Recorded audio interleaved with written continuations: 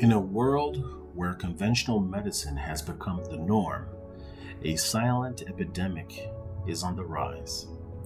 It's a problem that has plagued societies for decades, yet remains hidden beneath the surface, misunderstood by many. The problem with conventional allopathic medicine is that it often focuses solely on treating the symptoms than rather addressing the underlying cause of the disease. Pills and prescriptions, quick fixes that provide temporary relief but fail to provide lasting solutions. But as the years pass, a different kind of health crisis has emerged, spreading silently across the globe. Autoimmunity, once a rare occurrence, has become alarmingly prevalent, affecting millions of lives. The question remains, what is fueling this rapid increase in autoimmunity? The answers lies within our own bodies and the choices we make each day. Food, the sustenance of life, has become a critical player in the pathogenesis of a condition known as leaky gut syndrome. Our modern diets, filled with processed foods, additives, and chemicals, has disrupted the delicate balance of our gut microbiome. Leaky gut syndrome, a condition where intestinal lining becomes permeable, allows harmful substances to leak into the bloodstream, triggering an immune response and setting off a cascade of inflammation throughout the body. This chronic inflammation, left unchecked, creates the ideal environment for autoimmunity to take hold, as the body's immune system turns against itself, attacking healthy tissues and organs. As we journey through this captivating tale, we will explore the far-reaching consequences of leaky gut syndrome and its link to the rise of autoimmunity. We will delve into the stories of those affected as they seek answers, hope, and a way to reclaim their health. Prepare to embark on an eye-opening journey where the search for the root cause leads us to a deeper understanding of the intricate connection between our bodies and the food we consume. It's time to challenge the status quo, to look beyond the surface and seek true healing. Will we find the answers we seek? Join us as we uncover the hidden truths behind autoimmunity and unlock the power of food to heal.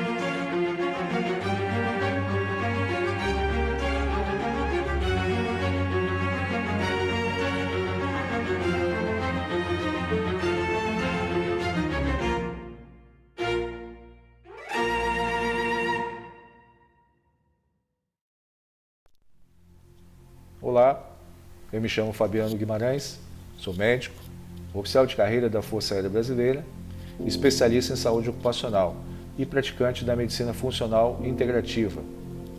Eu trabalho com o protocolo da vitamina D no tratamento de doenças autoimunes há aproximadamente 5 anos. Nessa época, minha esposa apresentou indícios clínicos e laboratoriais que iria desenvolver uma doença autoimune. E ela, através de pesquisas, identificou um profissional na cidade de Campinas que estava ofertando um curso sobre o potencial terapêutico da vitamina D no tratamento de doenças autoimunes. A princípio eu relutei, mas fui fazer esse curso. E esse curso me impactou muito e me apresentou uma nova medicina. Uma medicina que não trata sintomas, uma medicina que vai na base, que vai na origem do problema. E desde lá eu faço parte da equipe desse profissional, Dr. Vanderlei Ribeiro Pires, que me apresentou o protocolo de altas doses de vitamina D e me treinou, me capacitou para eu ofertar esse tratamento aos meus pacientes. Inicialmente, comecei tratando, obviamente, a minha esposa e rapidamente conseguimos colocar aqueles sintomas silenciados. Mas o tratamento de doenças autoimunes com altas doses de vitamina D não é uma coisa nova. Existem relatos, existem estudos publicados em meados de 1920, 1930, 35, que comprovam a utilização de altas doses de vitamina D no tratamento de lúpus, de artrite reumatoide.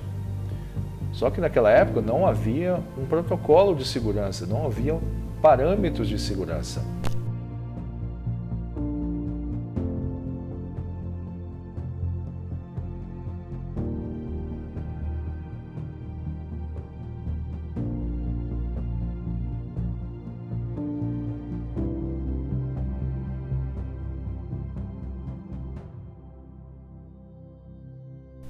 Foi aí que então, no ano 2000, Dr. Cícero Galli Coimbra, médico, neurologista, pesquisador da Unifesp em São Paulo, desenvolveu um protocolo chamado Protocolo Coimbra, e esse protocolo nos deu segurança em utilizar altas doses de vitamina D no tratamento de doenças autoimunes.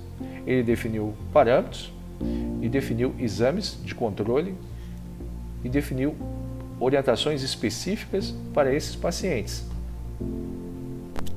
Então você deve estar se perguntando, mas se existe um tratamento que é realizado há tantos anos e hoje esse tratamento é um tratamento que é feito de forma segura dentro de um protocolo, por que não existem políticas públicas que incentivam o tratamento de doenças autoimunes com altas doses de vitamina D? A resposta é muito óbvia. É um tratamento simples e barato e não interessa à indústria farmacêutica fornecer isso às pessoas. Enquanto esses pacientes iam sendo tratados com protocolos da vitamina D, nós fomos associando mudanças alimentares, mudanças de estilo de vida. E esses pacientes foram muito beneficiados com isso. Associamos dieta anti-inflamatória, livre de glúten, de açúcares e de laticínios. Nós sabemos que o glúten ele é um indutor de autoimunidade, ele é inflamatório, ele é alergênico. Da mesma forma, os laticínios e o açúcar. Também orientamos o paciente a diminuir ou até mesmo eliminar a ingestão de alimentos ricos em lectina. Sabemos que a lectina ela também é inflamatória e a base dessa doença é inflamação. Aqui no Brasil, nós não temos muitos médicos treinados, capacitados para aplicar o protocolo da vitamina D nesses pacientes portadores de doenças autoimunes. E ainda existe um certo preconceito. Alguns ainda nem reconhecem a vitamina D como um hormônio. E na realidade, se trata de um hormônio regulador do sistema imunológico. Eu espero que a medicina no Brasil retorne às suas origens e que nós, médicos, possamos tratar o paciente como um todo e não apenas os seus sintomas. Somente dessa forma, nós vamos promover uma melhor qualidade de vida do nosso paciente. Somente dessa forma, nós vamos poder colocar algumas doenças em remissão e até mesmo curar algumas doenças. O protocolo de altas doses de vitamina D foi um divisor de águas na minha vida profissional e na minha vida pessoal. Hoje, eu consigo verdadeiramente tratar os meus pacientes e oferecer uma melhor qualidade de vida para eles.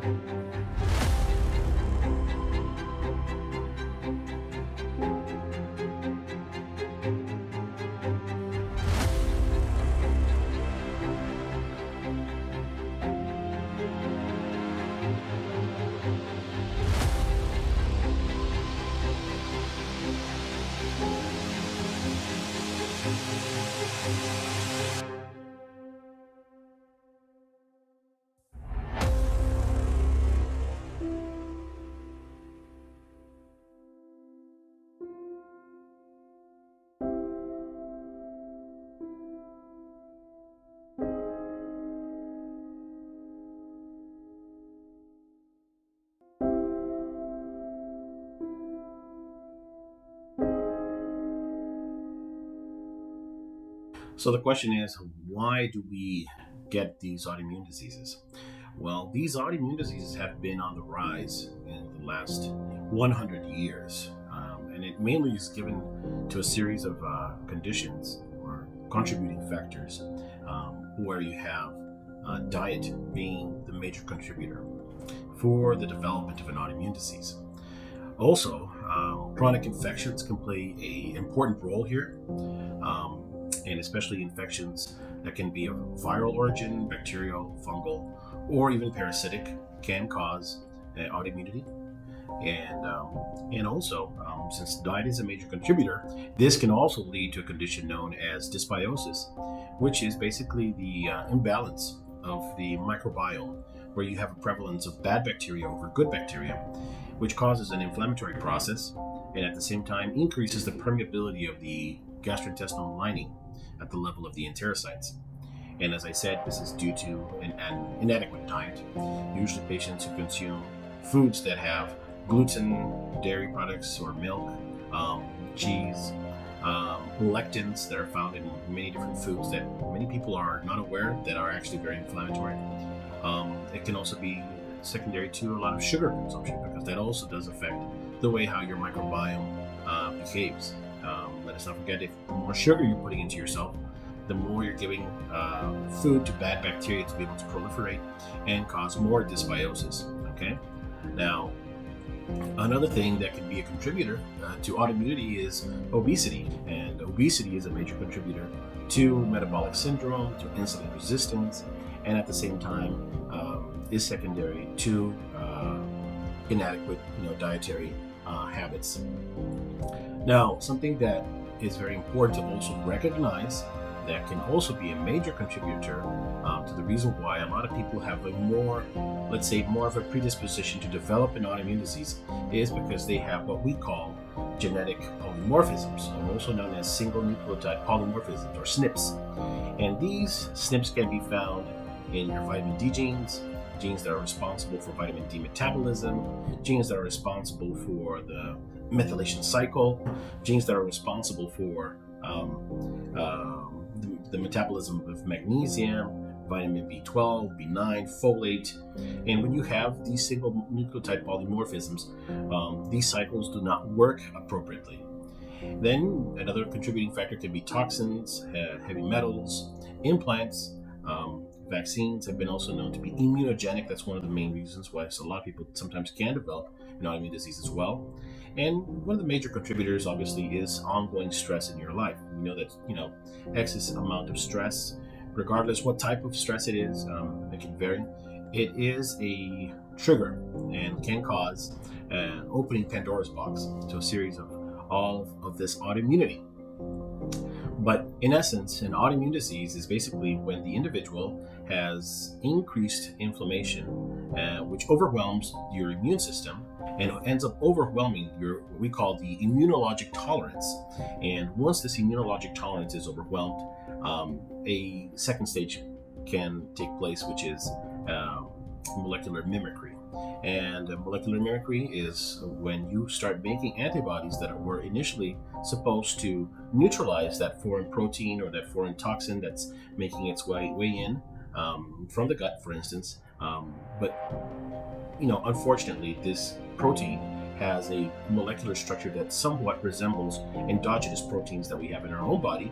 And now your immune system, when it starts looking for these foreign proteins, sometimes accidentally can look at a specific protein that's found in your thyroid or in your skin or in your liver or in any other organ, in your kidneys or what so forth, and you start making these antibodies thinking that you actually have such a foreign protein there. And that's basically the definition of an autoimmune disease. So your body ends up making antibodies where you're attacking specific tissues, you're targeting yourself.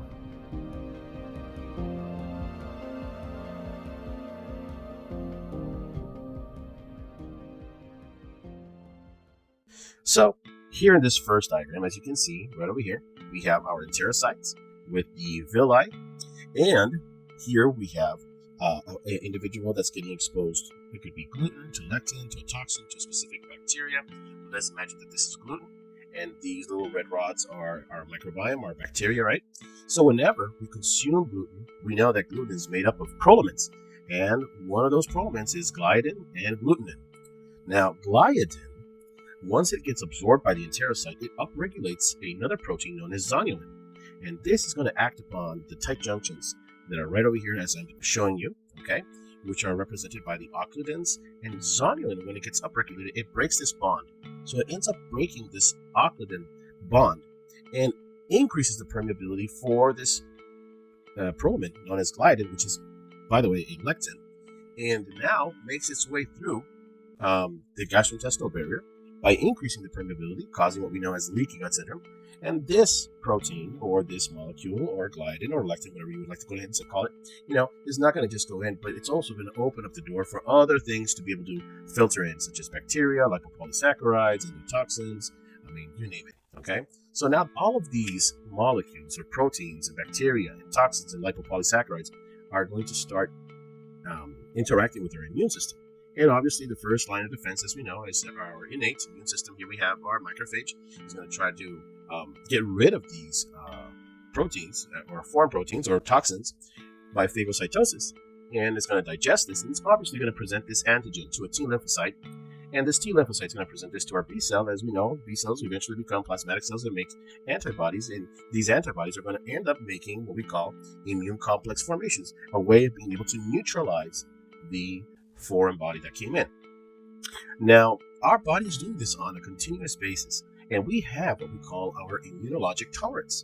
Now, when, let's say, that individual is consuming wheat on a regular basis and has a lot of inflammation going on, we have increased permeability, and there will be a reaching point, a breaking point. Let us go ahead and say it that way.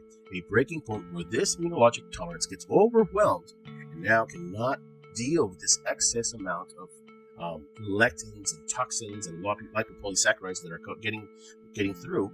And then, unfortunately, something happens is known as what we know as molecular mimicry. Many times, these foreign proteins or LPSs, or toxins might have a specific amino acid sequence that might look like endogenous proteins that you might have in your own body or in specific tissues, such as, let's say, our skin. And that can cause conditions such as psoriasis, vitiligo, eczema, atopic dermatitis, you name it. Also can affect our thyroid. We can have hypothyroidism, such as Hashimoto's disease, or Graves' disease and hyperthyroidism. Or it can affect the motor neuron. These antibodies start attacking, proteins that are found in the brain or in the nerves and cause multiple sclerosis, Parkinson, ALS, Alzheimer's, myasthenia gravis. Or it can act upon the enterocyte itself, causing celiac disease, gluten sensitivity, IBS, ulcerative colitis, Crohn's disease, and so forth, all through a mechanism known as molecular mimicry. So this is the concept of as what we know as leaky gut syndrome. Now, there are many mechanisms, obviously, that I have not touched here, but that is very important for people to recognize that food is a major contributor here. All right. This is why patients, when they undergo the LGS protocol, one of the things that we do is that we put them on an anti-inflammatory diet, which basically excludes anything that might have gluten, that might have lectins, that might have dairy and derivatives, and sugar from their diet. And I would say that would be representing at least 50% of the treatment. The other 50% is based on the use of supplements, such as vitamin D and many different cofactors that are very important for activating vitamin D, and also supplements that enhance liver metabolism, such as alpha-lipoic acid, glutathione, and in some instances, we might actually need to treat the underlying infection that the patient might have. Some patients have what we call small intestinal bacterial overgrowth. Other patients have small intestinal fungal overgrowth. Some even might have what we call biofilms. And these are very, resistant to conventional antibiotics, won't even touch the surface. And sometimes you need to use, non-conventional antibiotics, which are actually herbal antimicrobials, such as oregano oil, berberine, licorice, curcumin, and many other herbal antimicrobials that are out there.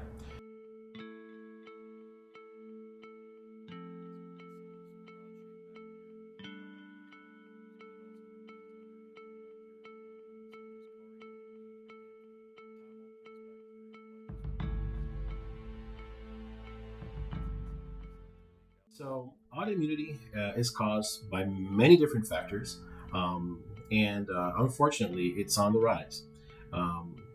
I believe that there has to be more of an awareness on behalf of individuals who do have an autoimmune disease, and that there is an alternative to be able to reverse it. Okay, I've been doing this since 2015. Once I got exposed to all this information in regards to how diet actually has a humongous role in reducing the inflammation at the level of the gut, and how this can actually help aid in making the autoimmune condition better.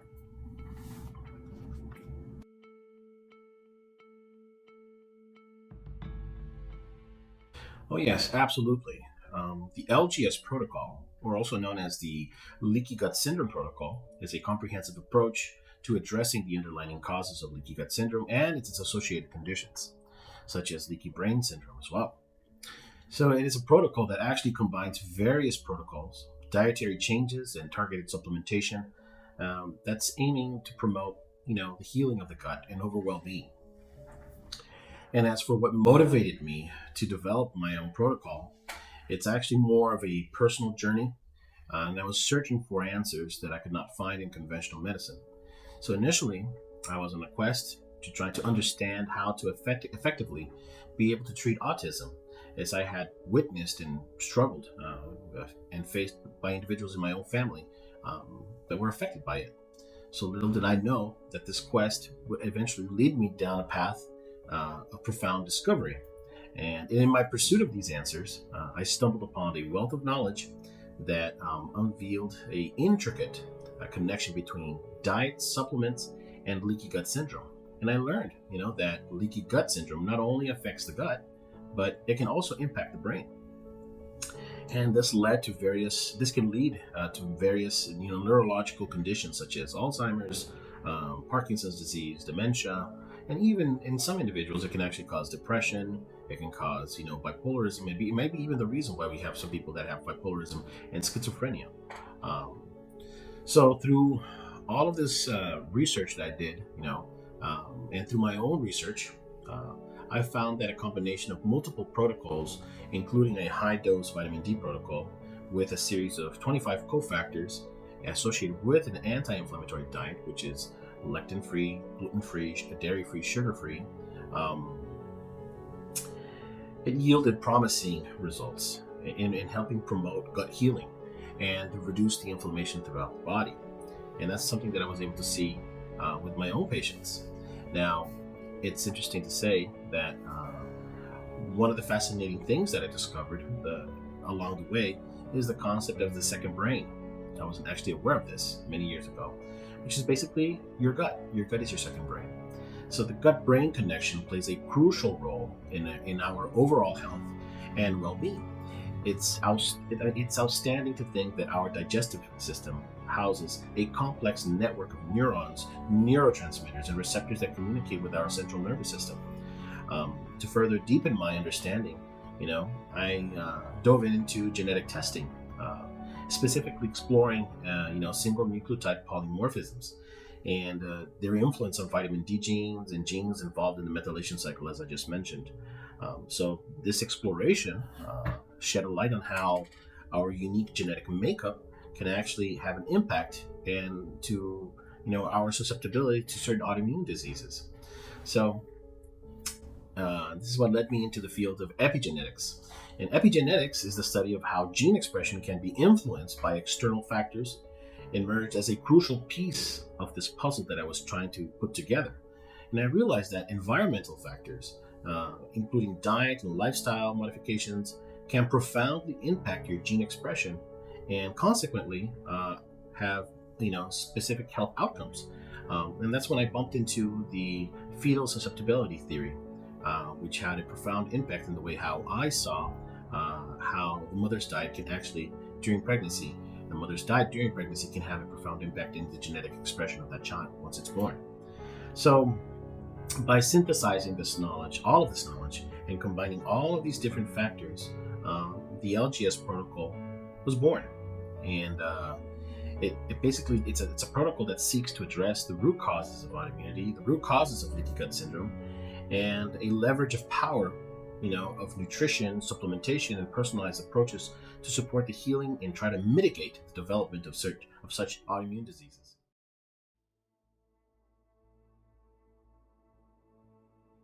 As we know, the sun is responsible for producing a form of ultraviolet rays known as UVB, which acts upon our skin, a form of cholesterol known as 7-dehydrocholesterol, which transforms this into cholecalciferol. Okay?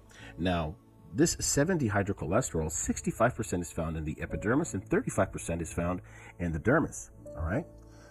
The 7-dehydrocholesterol, once it gets in contact with this UVB rays, it transforms it into cholecalciferol, and this eventually is going to be transported all the way to the liver.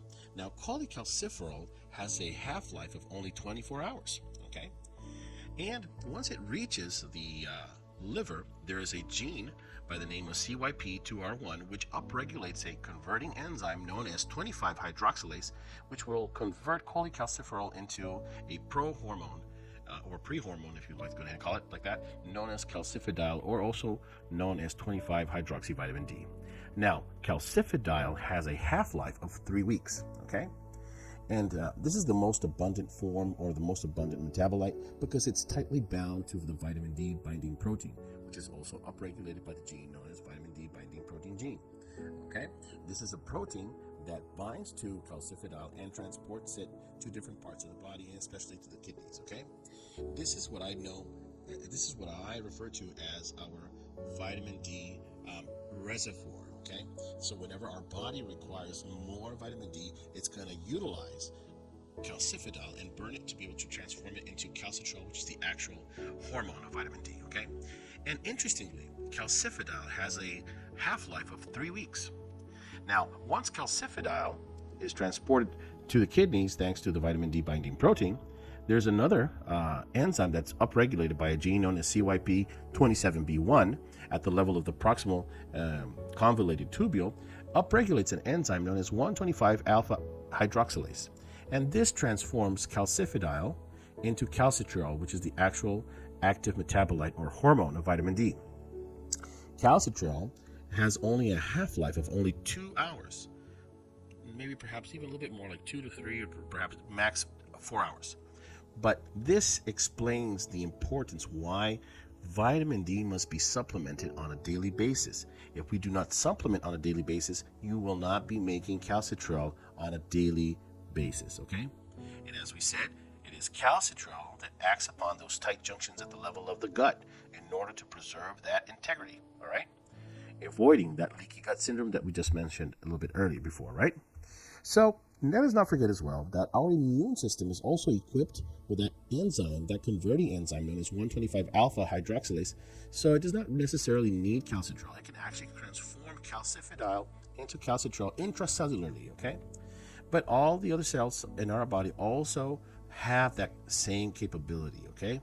So it's really important to understand that the active metabolite that we have is known as calcitriol, and it only has a half-life of only 2 hours, okay? Cholecalciferol has a half-life of 24 hours, calcifidol has a half-life of 3 weeks, and calcitriol has a half-life of 2 hours, okay?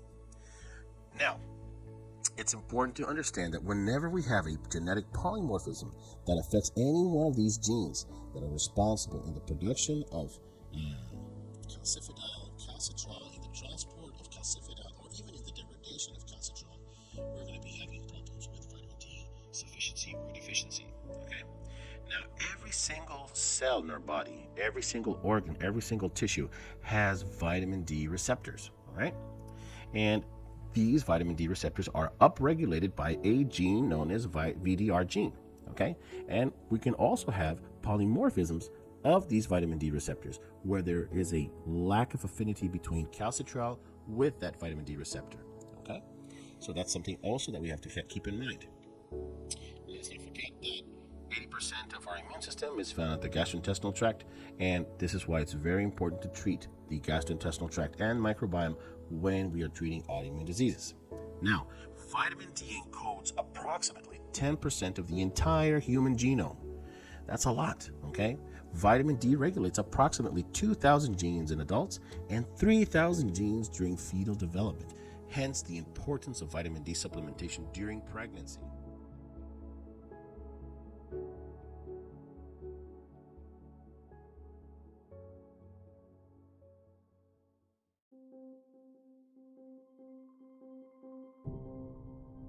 So whenever we have polymorphisms here, we're going to be having deficiencies or insufficiencies in vitamin D. And let me show you how. So this is a normal patient. Let's say this patient takes 10,000 international units of vitamin D a day. If all this system is intact, these 10,000 international units of cholecalciferol should be equivalent also 10,000 to calcifidol and 10,000 for calcitriol. That is, if the whole system is intact. All right. But what we find in patients who have polymorphisms is that they might be taking 10,000 international units of vitamin D of cholecalciferol here. They will convert that into 10,000 calcifidol, but if we look how much is made from calcitriol, it's only made 1,000. So there has been a loss of 9,000 international units, which means that we have a polymorphism of the gene CYP27B1, which is probably not making enough amounts of 125 hydroxylase, or we are making a defective enzyme that converts calcifidol into calcitriol in adequate amounts.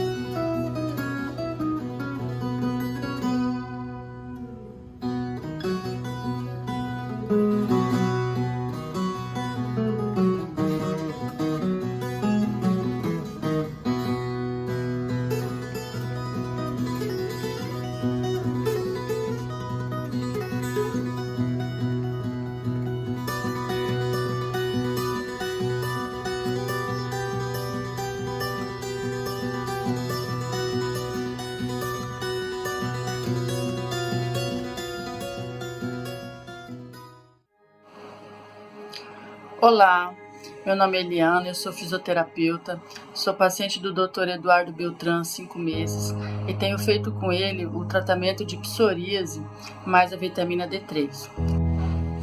A psoríase ela afetou a minha vida de uma forma muito severa.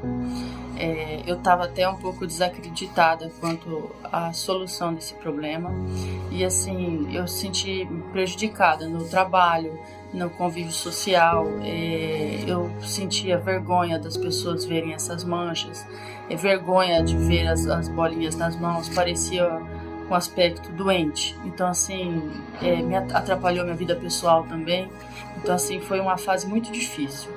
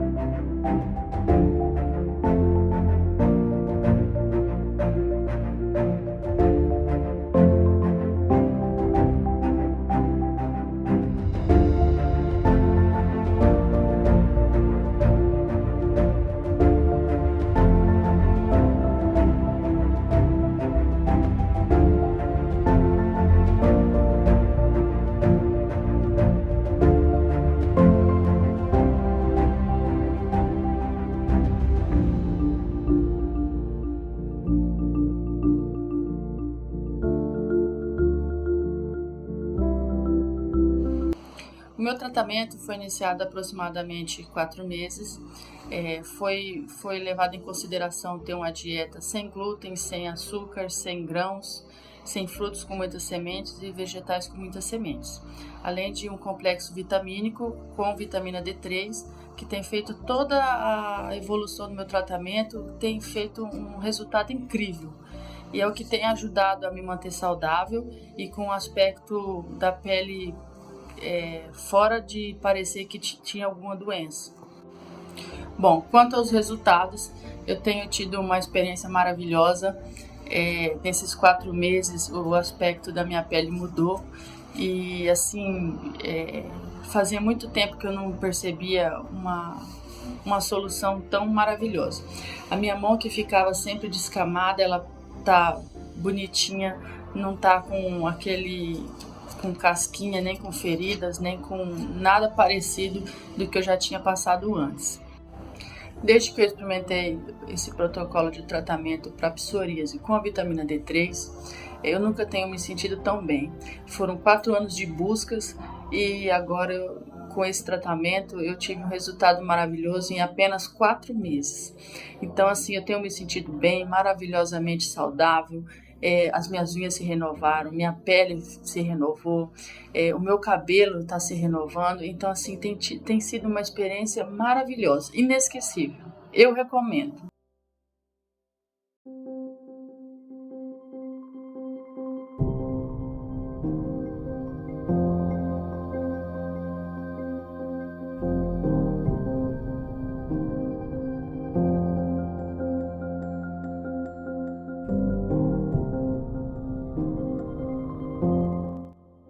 Ever since I started applying higher doses of vitamin D to my patients, I learned a couple of things in the process. And throughout these years, one of the things that got my attention were the vitamin D receptors.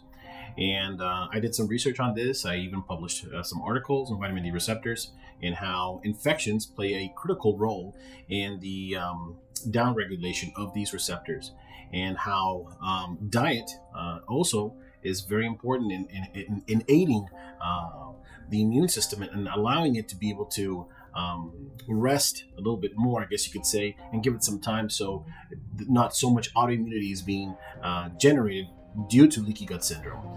But now, going back to what I was saying, one of the things that I learned is that most of these patients who have autoimmune diseases have a certain degree of dysbiosis, have some chronic infection. It can be, like I said previously, it can be viral, it can be bacterial, it can be fungal, it can be parasitic. I mean, there are many different forms of infections out there, but one of the main common denominators that was noticed is that a lot of these patients have leaky gut syndrome and dysbiosis, and it's been there for years and years and years. So the things that I learned about this is that when I address the diet of these patients, we literally are closing down the amount of inflammatory proteins that are going in, and this excess amount of lipopolysaccharides, antigens, foreign proteins that are going in, lectins, you name it. They're not going to start overwhelming as much the immune system. And let us not forget, 80% of your immune system is located in the gut. So if you give time for the gut to be able to heal, that excess permeability throughout time starts to reduce.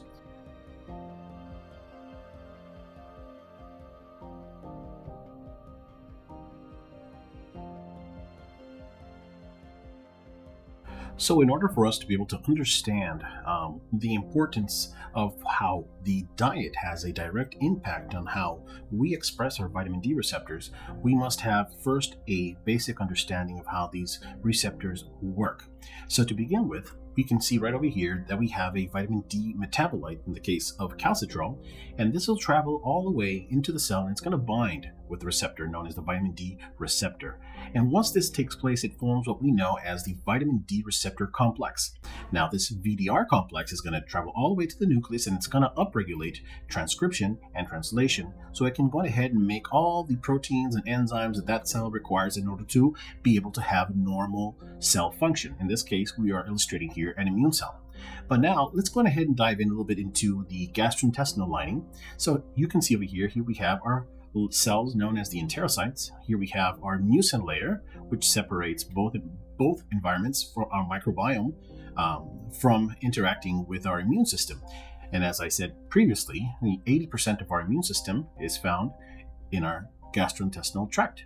So here, if you have an individual who is consuming gluten, dairy, lectins, and sugars for long periods of time, years and years, eventually you're going to start having what we know is an overgrowth of certain bacteria, which leads to a condition known as dysbiosis.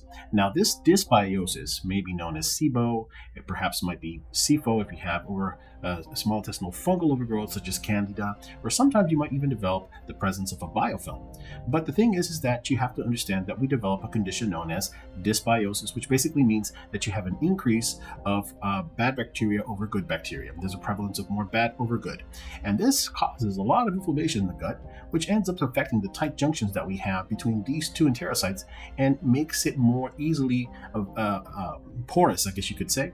Or this is what actually causes what we know as the leaky gut, and as we discussed previously. So now all of a sudden you start having all of these antigens and proteins and bacteria and lipopolysaccharides that also enter and start interacting with the immune system. And the first line of defense, as we always say, which are the antigen presenting cells, such as the dendritic cells and the macrophages. And these will eventually interact with the acquired immune system, which we have our T cells and our B cells. And we know that our B cells are going to eventually transform into plasmatic cells, and they're going to make antibodies to be able to try to form those immune complexes to be able to eliminate those antigens.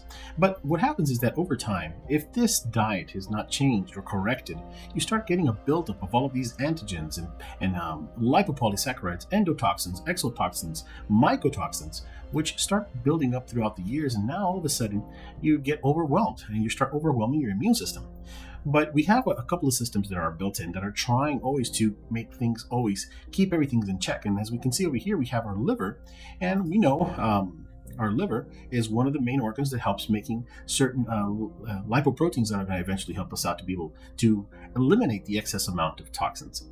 But as we just mentioned a couple of minutes ago, the B cells eventually also transform into plasmatic cells, and they make these antibodies, which are going to make immune complexes to try to eliminate and eradicate those lipopolysaccharides, endotoxins, exotoxins through the hepatic pathway. Now, these lipoproteins, here we have a whole bunch of them, as our high density lipids, low density lipids, very low density lipids. They're made also whenever we have excess amount of dysbiosis, as you can see over here, all of these antigens. And one of the ways of how our body tries to eliminate that excess endotoxemia is by making more HDL, okay? So now there's a protein by the name of lipopolysaccharide binding protein that will assist your high density lipids, or HDL, by binding together and allowing for the lipopolysaccharide, that endotoxin that we just mentioned, to form this complex. And this is going to eventually be taken out through the hepatic pathway, right? But the thing is that if this diet continues, right, if this individual is still consuming gluten, dairy, lectins, and sugars, and this dysbiosis is still persisting, and we still have this ongoing leaky gut over here and overwhelming your immune system, well, eventually what happens is that we just continue to make too many inflammatory markers. And here we can mention a couple of them. We have interleukin 6 and we have TNF alpha, tumor necrotic factor alpha. And we know that these inflammatory biomarkers actually inhibit your HDL from being made. That's actually one of the things that your body's trying to eliminate, is the excess amount of endotoxins. But whenever you overwhelm your immune system, now all of a sudden you start making more interleukin 6 and TNF alpha, which basically shuts down the production of HDL. And curiously, you start making now what we know C-reactive protein, and we know that C-reactive protein increases the production of LDL. So this is one of the reasons why whenever we're looking at patients who have autoimmunity, usually you're going to be seeing an altered lipid profile, all right? Now, whenever you have too much dysbiosis, and sometimes these patients might have a condition known as SIBO or SIFO, or the presence of a biofilm, which in the worst case, you need to actually treat these with biofilm disruptors, we have to consider the use of herbal antimicrobials. These herbal antimicrobials may be like antibiotics, such as we mentioned previously, such as oregano oil, berberine, garlic, juniper. There are a whole bunch of them out there that are available, and they're used for a specific reason, right? So this is one of the reasons why we use herbal antimicrobials, to be able to treat dysbiosis. Now, one of the things to keep in mind is that sometimes whenever you're treating a patient who has too much overwhelming dysbiosis, they might have SIBO or SIFO, and you start giving them a herbal antimicrobial such as oregano oil, for instance, and then all of a sudden you start getting all this die-off effect, which means all of these bacteria are starting to die. These bad bacteria are starting to die, but they start eliminating too many toxins, which make their way through into the bloodstream. And obviously, since we still have ongoing leaky gut, you're going to start overwhelming your immune system. And this actually might even make it worse. But it's a transitory thing that usually happens when you start treating patients who have autoimmunity. All right. So that's one of the things that we have to keep in mind, is that herbal antimicrobials, despite the fact that they will treat the infection, but sometimes they will cause a die-off effect. And that's something to always keep in mind. All right. Now, so once we have these lipopolysaccharides, which are endotoxins, and they bind to the TLR receptor within an immune cell, for instance, okay, this upregulates a series of pathways. Here we have two different pathways known as the MYD88 or the TRIF pathway. And this is going to upregulate the production of an inflammatory biomarker by the name of NF-kappa B. NF-kappa B is going to increase the production of interleukin 1 beta and tumor necrotic factor alpha, which downregulates the expression of vitamin D receptors. So now all of a sudden, now this cell has very little expression of vitamin D receptors, and whenever you want this vitamin D to be able to bind to its receptor, it's going to produce very little vitamin D receptor complexes, not enough to be able to upregulate more vitamin D receptors. And the reason why is because we just have too much of an infection ongoing, too much leaky gut, too much overwhelming of the immune system by the presence of persistent leaky gut syndrome. All right. And as the same thing as I said about bacterial endotoxins, the same thing can actually be said about mycotoxins such as alpha-toxin B1, deoxynivalenol. We also have zearalenone or candidialysin. These mycotoxins actually act through the same pathways as I just mentioned, which is the NF-kappa B, which ends up producing interleukin 1 beta or and TNF alpha. So the end result of all of this is that there's going to be a reduction in the expression of vitamin D receptors, which is going to reduce the immune function, the ability of your immune system to be able to defend you.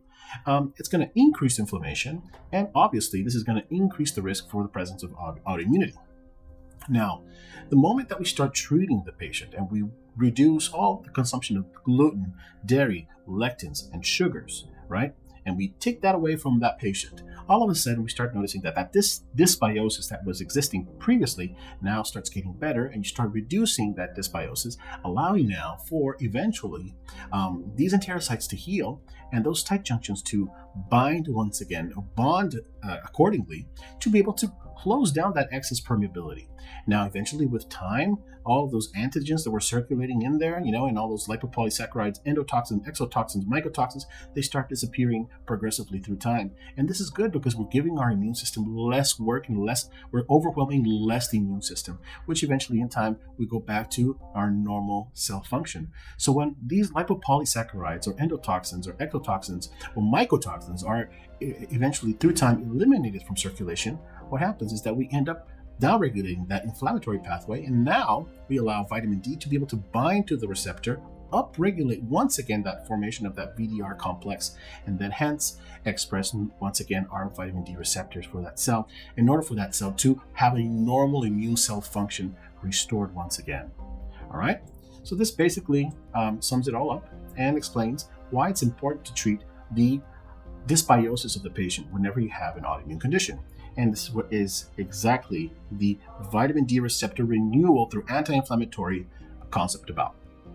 Now, the Coimbra Protocol teaches us that we have to always be monitoring, calcium levels, and also monitoring the antagonist of vitamin D, which is in this case the parathyroid hormone. So the main goal of the Coimbra Protocol is to try to inhibit PTH levels as much as we can, keep it closer to the lower reference levels, and elevate our vitamin D levels as much as we can. So let's not forget these are antagonists. So the higher your vitamin D levels, the lower your PTH, and vice versa. And curiously is that usually the majority of these patients who have autoimmune diseases, they have a state of low vitamin D, or vitamin D deficiency, or vitamin D insufficiency.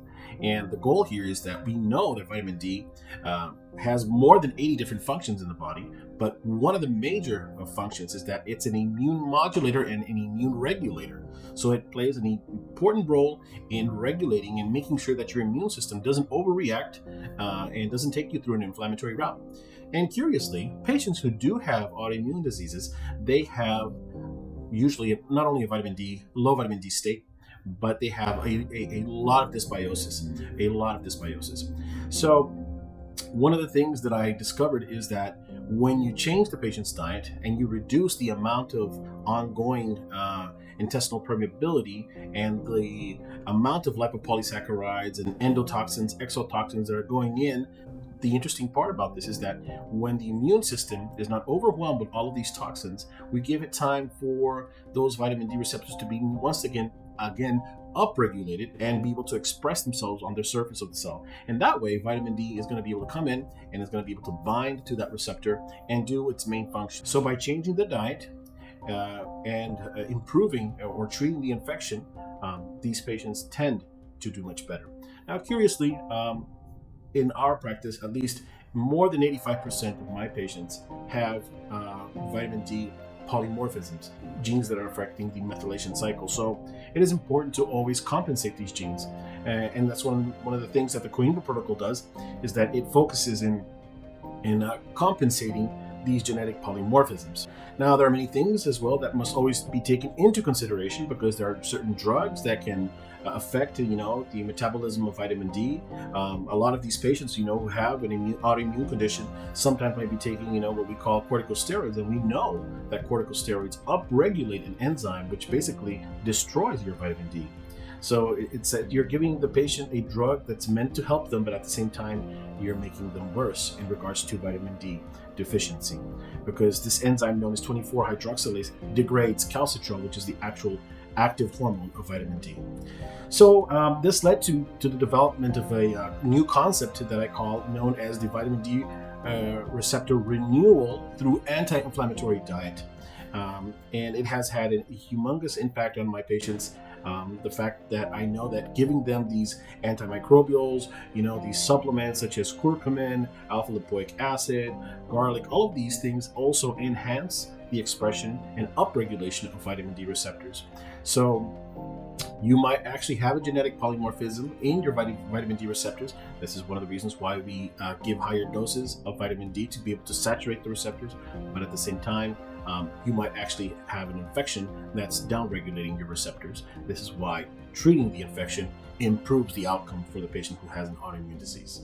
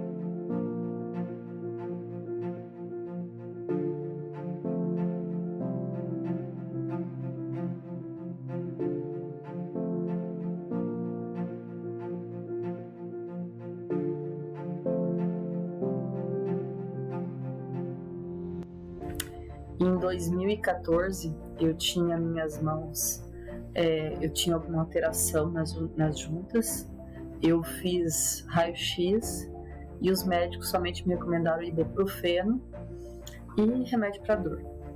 Não aconteceu, não adiantou nada, eu continuei com crises mais profundas. Ainda em 2014, como dá para se perceber, essa mão aqui já estava, esse dedo, o terceiro dedo já estava começando a atrofiar e eles já estavam bem inchados, bem diferentes.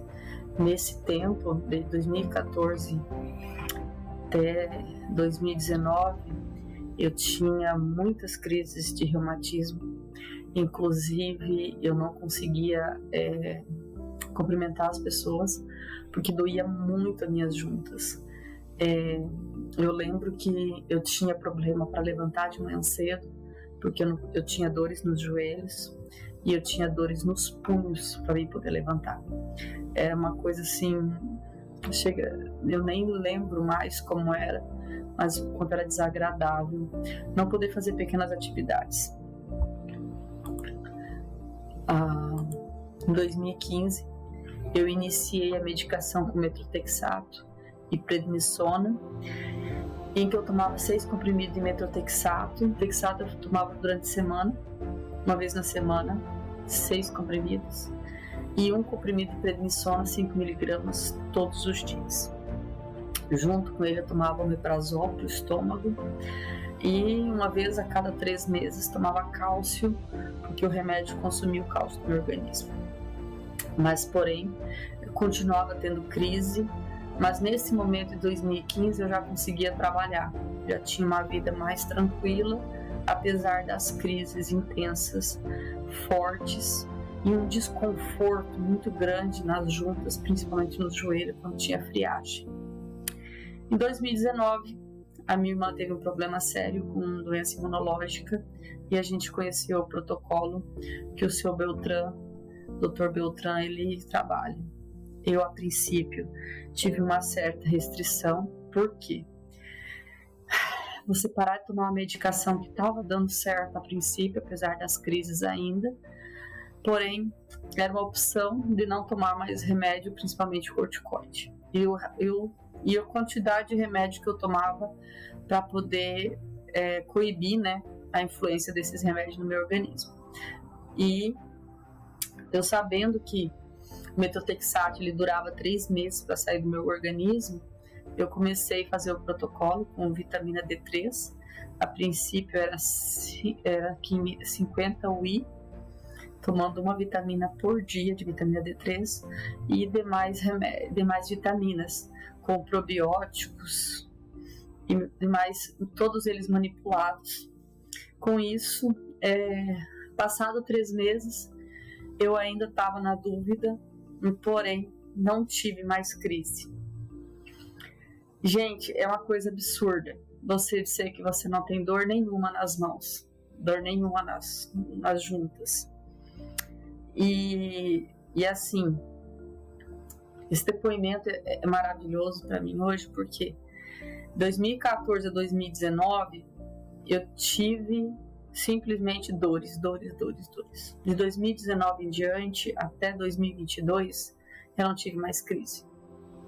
A partir do momento que eu parei de tomar o metrotexate e comecei o protocolo, tendo acompanhamento total do seu Beltran, do doutor, junto com os probióticos, eu nunca mais tive crise.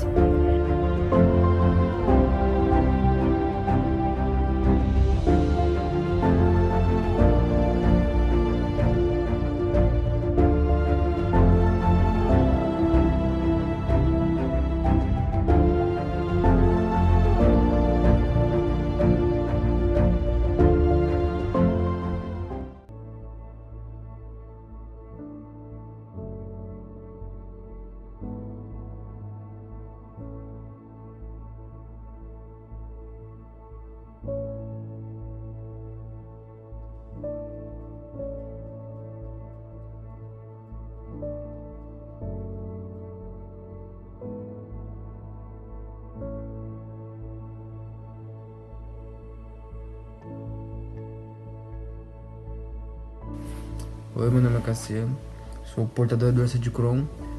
Descobri essa doença em 2014, comecei em dezembro de 2014, comecei o tratamento em 2015, fiz o tratamento até 2022.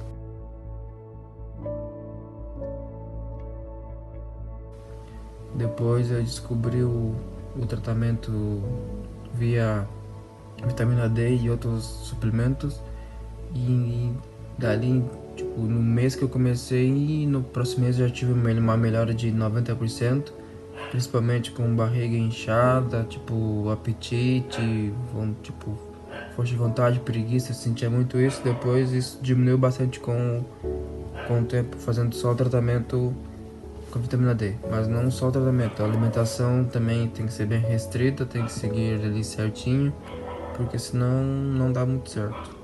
E se vocês tiverem a oportunidade de conseguir esse tratamento, vai ser muito bom para vocês e para nós todos.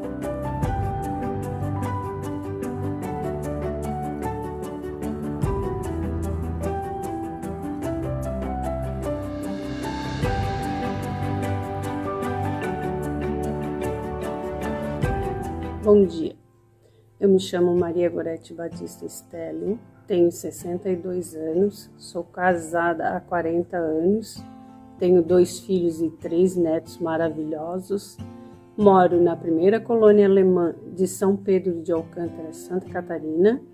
Eu trabalho hoje com pousada Aconchego Alcantarense, isso quer dizer que eu funciono 24 horas por dia. Eu tive um micro AVC há 7 anos, no qual hoje estou bem, graças a Deus. Mas, gente, a Covid me pegou de um jeito que parecia assim que foi muito pior do que o micro AVC que eu tive. Após fazer 2 doses da vacina, eu observei que eu estava inchando muito. Começou a dar lesões nas minhas pernas, uma coceira infernal. Chegava a afetar meu sistema nervoso.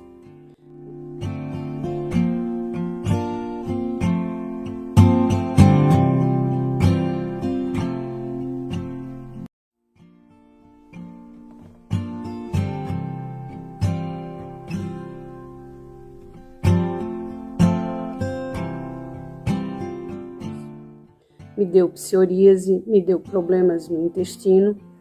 Aí eu passei por 3 médicos, inclusive de dermatologista por causa das lesões, e mais 2, e só me recomendavam antibióticos.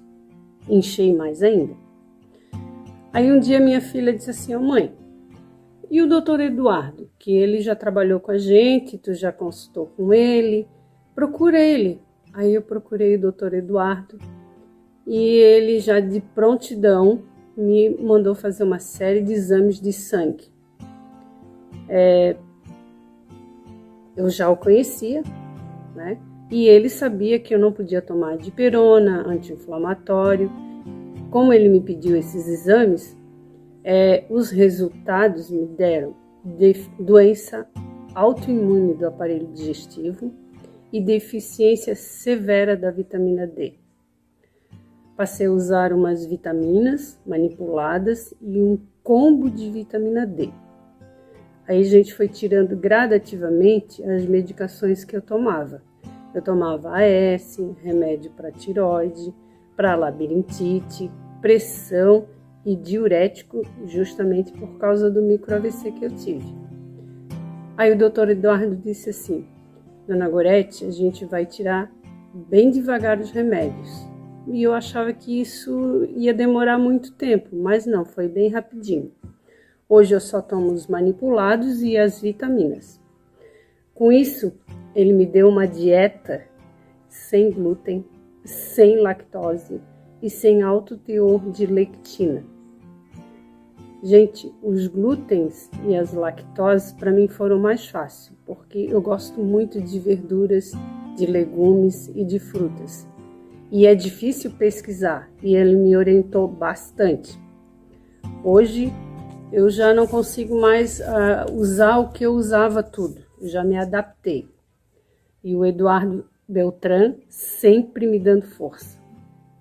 Agora já se passaram 6 meses, estou bem adaptada à dieta. Às vezes tenho vontade de comer fruta e verdura, mas eu sei que é para o meu bem. Estou mais disposta, mas não tenho mais cansaço, meu intestino funciona bem e já perdi os 6 quilos. Graças a Deus e o conhecimento e a dedicação do Dr. Eduardo Beltran.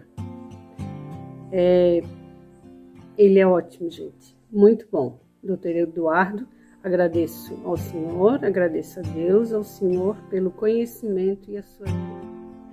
Fumando. O pé da Maria Gorete.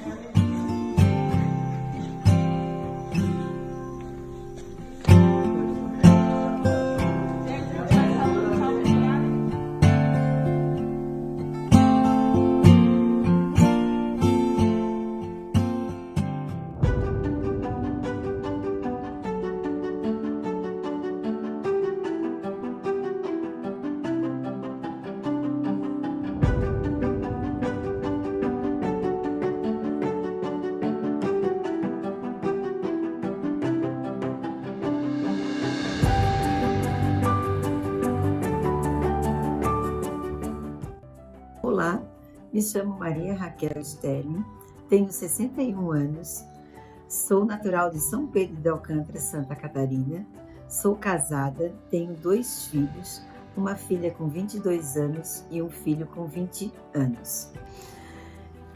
Tive poliomielite desde os 7 meses de idade, o que não me atrapalhou muito na minha vida, só o caminhar que dificulta um pouco, mas tudo bem. Adquiri hipertiroidismo em 2013, o que passou para hipo após a aplicação de iodo na época. Hoje mantenho um tratamento com levotiroxina. Nunca gostei de tratamento alopático, sempre busquei tratamentos alternativos. E por isso, eu estava com colesterol muito alto, mais ou menos uns 10 anos, brigando com os médicos para não tomar remédios, pois sei que os efeitos colaterais são piores. Deixei da minha endócrina por isso, na época. Então procurei outro endócrino de acordo com o que pensava. Só que este problema também não resolvi com ele. Neste período, meus pés estavam sempre inchados, me incomodando muito. Ele me disse que tinha que procurar um vascular, porque era problema de circulação. E com tudo isso, meu peso não diminuiu, o que me prejudicava muito no caminhar. Por 3 a 4 vezes chegou a dar um vermelhão na perna esquerda, parecia uma erisipela.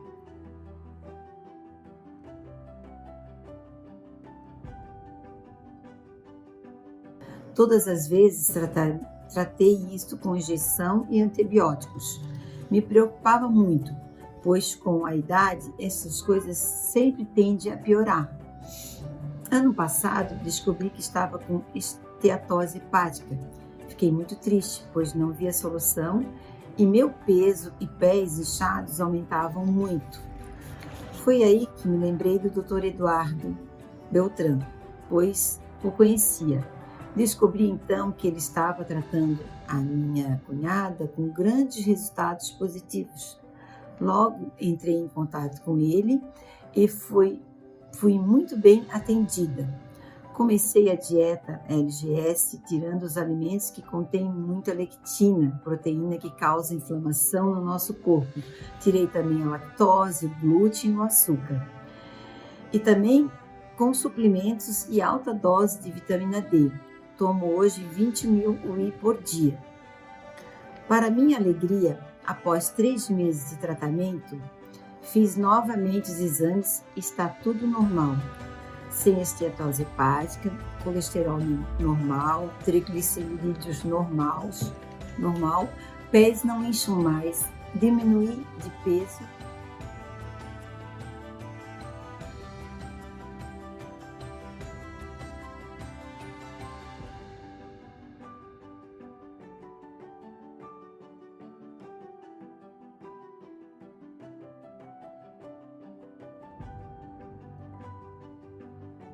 Minha pele é outra e a disposição é outra também.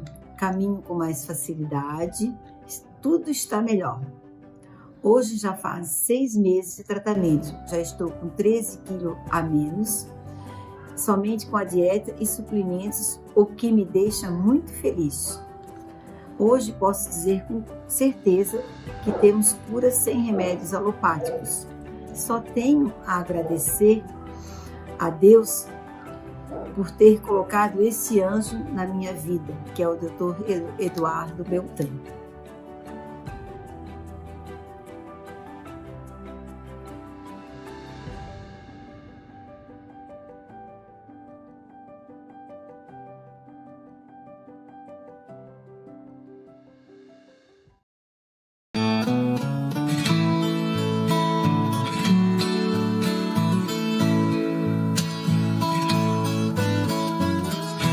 Ando devagar, porque já tive pressa, e levo esse sorriso, porque já chorei demais.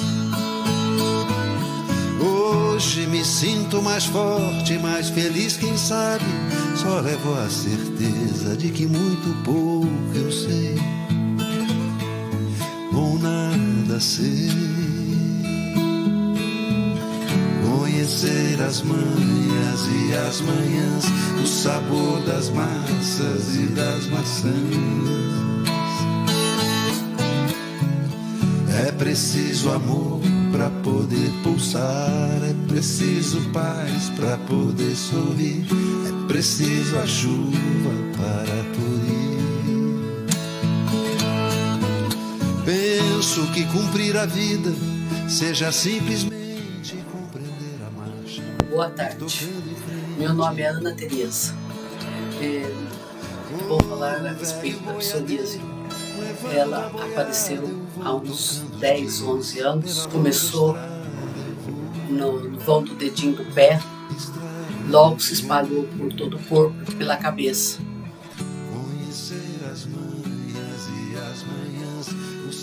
Tentei de tudo que me indicaram, médicos, terapia, tudo que fui ficando sabendo durante esse período, eu tentei. Até que a minha filha me falou do Dr. Beltran, que fazia o tratamento da vitamina D. E aí eu resolvi tentar.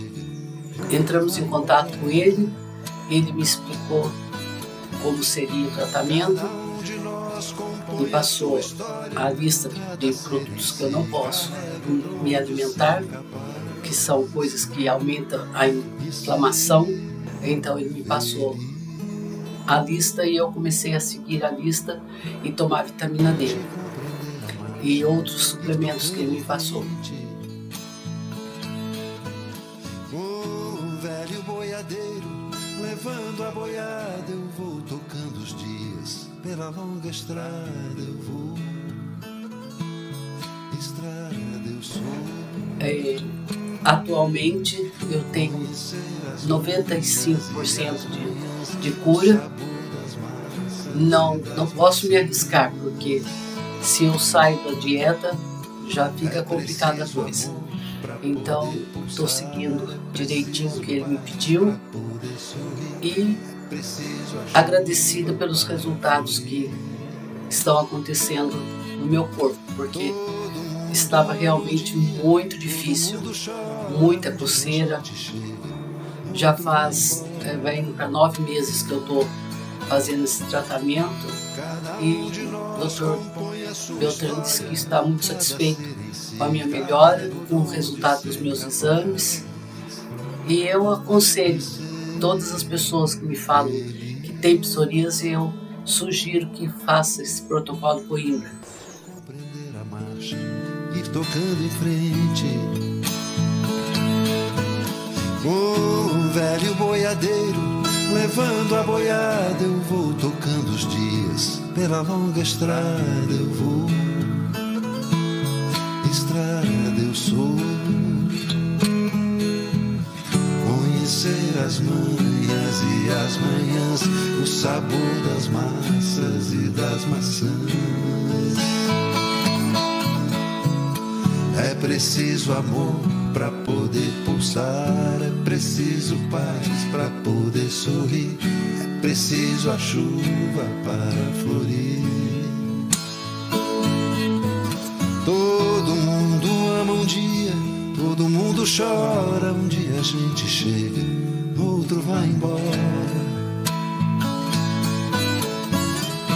Cada um de nós compõe a sua história, cada ser em si carrega o dom de ser capaz e ser feliz.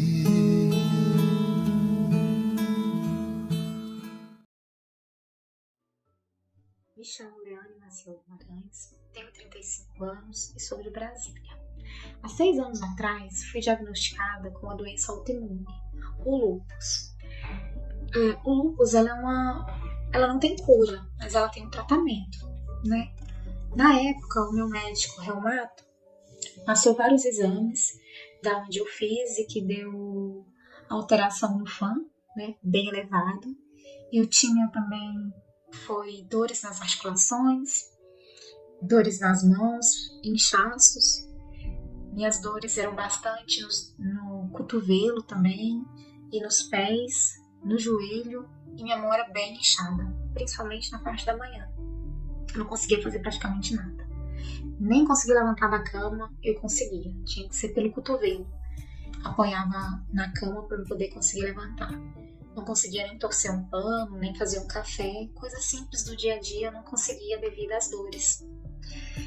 Então, o meu médico pegou e a gente começou o tratamento com medicamentos convencionais, né? Que foi a hidroxicloroquina, o metatexato, o prednisona, o ácido fólico e o cálcio. Durante os 2 anos, eu não tive dores, né? Eu consegui eliminar as minhas dores, mas eu fiquei muito inchada, porque tem um corticoide, né? E aí, logo, depois desses 2 anos, eu quis engravidar, onde foi substituído ao metatexato por azatioprina. Esperei o tempo adequado para poder engravidar. Engravidei, a minha gravidez foi super tranquila, não tive nenhum problema. Só que depois que meu filho tinha 1 ano e 3 meses, mais ou menos, as minhas dores voltaram. Com muitas dores mesmo, aonde eu relatei para o meu médico. Fiz vários exames também para ver se tinha alterações. Foi substituído a azatioprina pelo metatexato novamente. Só que o metatexato, ele atingiu os meus rins, né? E ele tentou diminuir os medicamentos, mas eu continuava sentindo as dores nos meus rins. E aí foi aonde eu decidi, nesse período também, eu tive queda de cabelo, eu tive alopécia, né? Que é uma queda de cabelo que dá.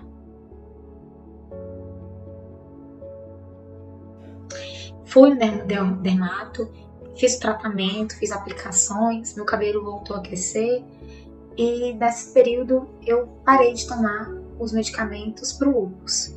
E aí foi durante esse tempo, depois de 2 anos, eu conheci o Dr. Eduardo Beltran, onde ele me apresentou a vitamina D e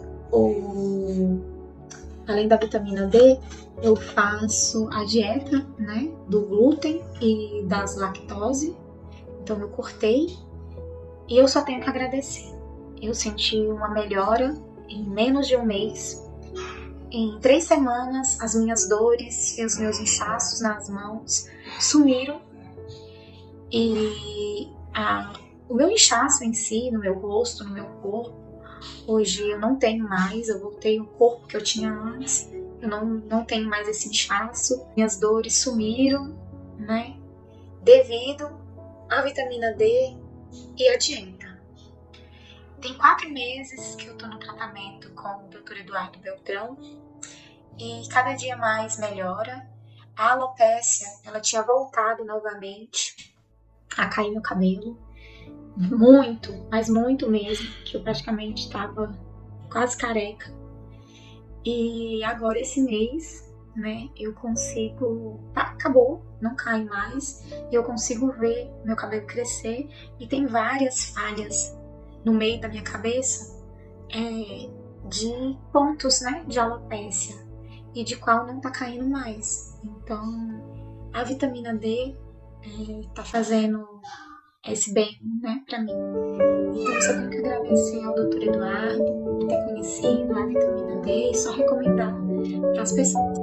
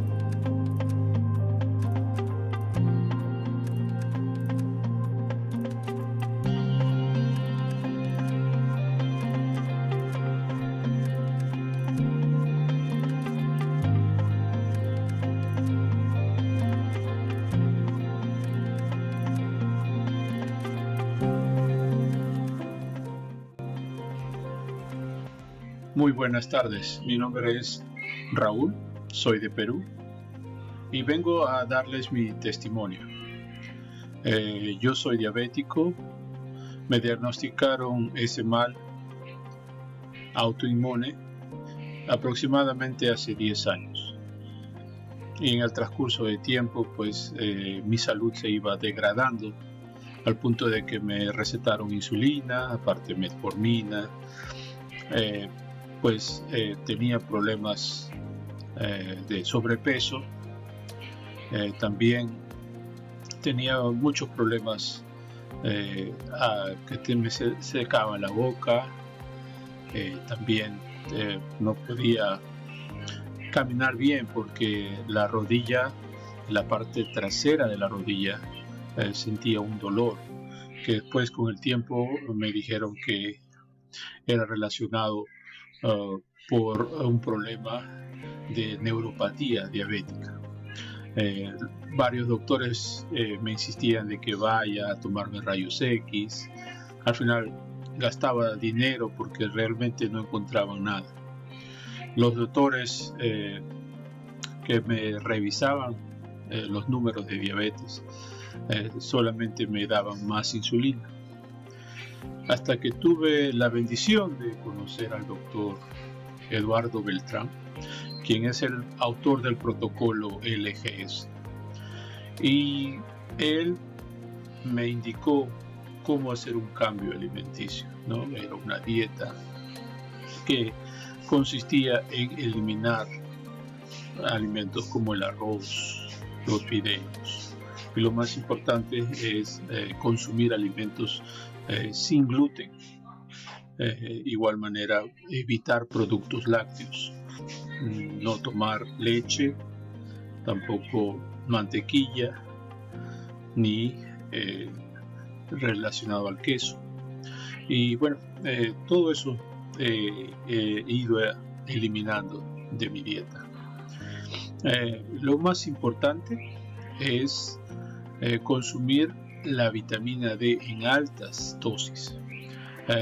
Yo personalmente consumo la vitamina D de 50.000 unidades junto con el magnesio, la vitamina K2, también la vitamina C, el ácido alfa lipoico, aceite de pescado. Y bueno, mis números han bajado enormemente. Comencé con 9.5, entregué las copias al doctor Beltrán. Él me dijo que siga el protocolo, el cual ha sido muy efectivo y lo recomiendo a todas personas que quieran mejorar su salud. Y en la actualidad estoy en 6.0, llegando obviamente a lo normal, que es 5. Y me falta muy poco en realidad. Mi próximo examen es en octubre y espero darle muy buenas noticias al doctor Beltrán, que todo ya está normal. Ya eliminé todo lo que es relacionado a la insulina, ya no la consumo. Ahora solamente me quedan pastillas de metformina, pero las tomo de vez en cuando. Cada vez que me hago mis exámenes, todos aparecen normales y obviamente sigo la dieta que él me ha indicado que realmente trabaja. Entonces, amigos que están viendo este testimonio, de todo corazón les puedo decir que sí funciona.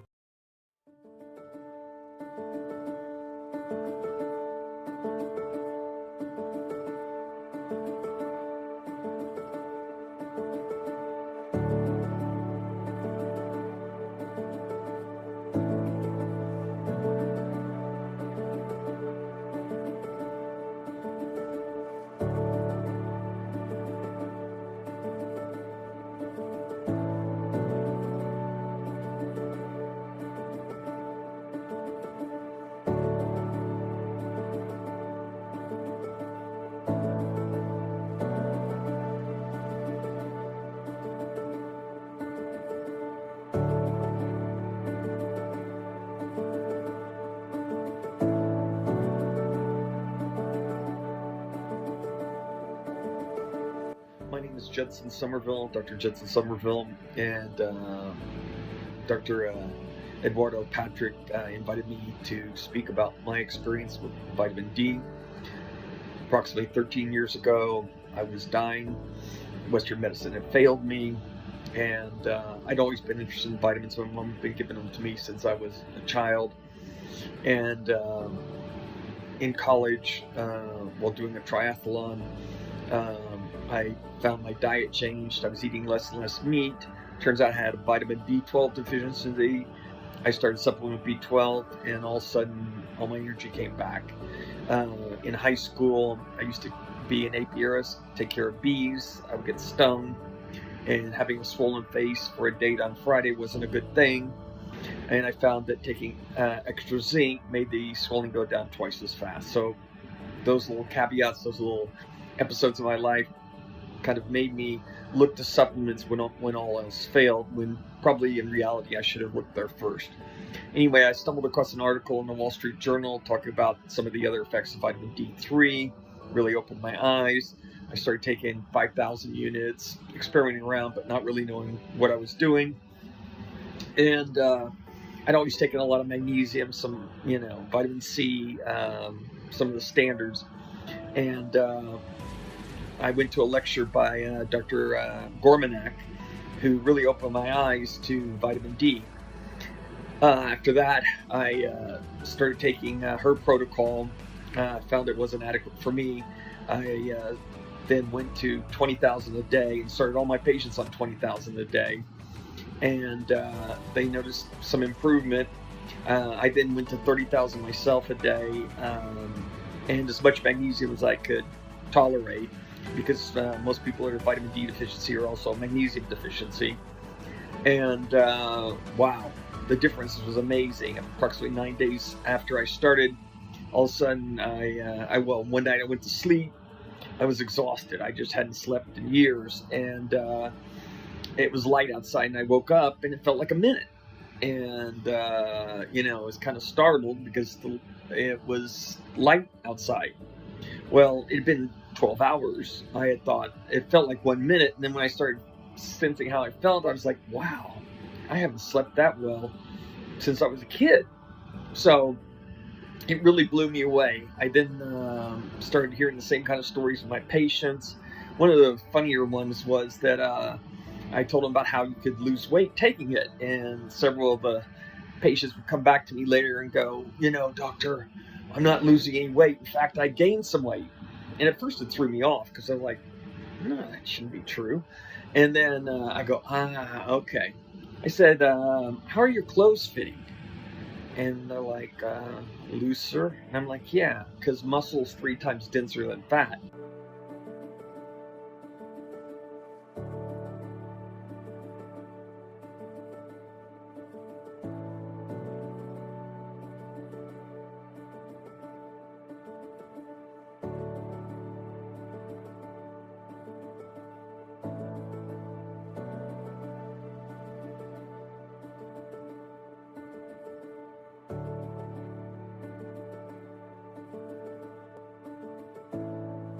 So what it does is you sleep better, you have better immune function, and you have it affects your metabolism so that you lose weight, you get to your ideal body weight, lose weight if you need to, gain it if you don't, boost your immune system like crazy, and I'll get to that in a second, and it restores your deep restorative sleep. It's really amazing. So another interesting thing I found was for many years, I was the largest prescriber of antidepressants, one of the 3 largest in the 5-state region. And they send reps all the time to my office. We had more food than we knew what to do with. But, I wasn't doing it for that. I was doing it because to help my patients. Well, after I started 30,000 a day of vitamin D, all the magnesium they could tolerate, and 4 grams of omega-3, I probably over the next 6 years wrote maybe 2 prescriptions for antidepressants. So it had a profound effect on people's mental health. And I think, frankly, most mental health, especially kids, is due to sleep deprivation because of inadequate vitamin D.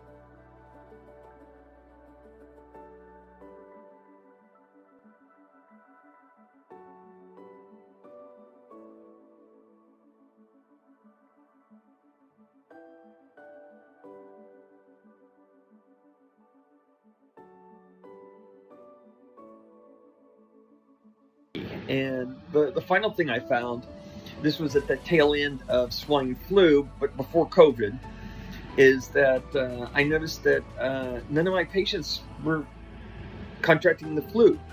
And the flu is only 18% influenza. The rest are up to 200 different viruses that cause respiratory tract infections. I guess 201 now, or however many variants there are, so maybe more. But if you want to count the variants. But the point is, it had a profound effect on respiratory tract infections. And to my last recollection, I think like 80,000 people a year die from influenza. So, I mean, imagine the profound effect it would have there. It's really going to be disruptive to the pharmaceutical industry, and I fear that they're doing everything that they can to suppress it.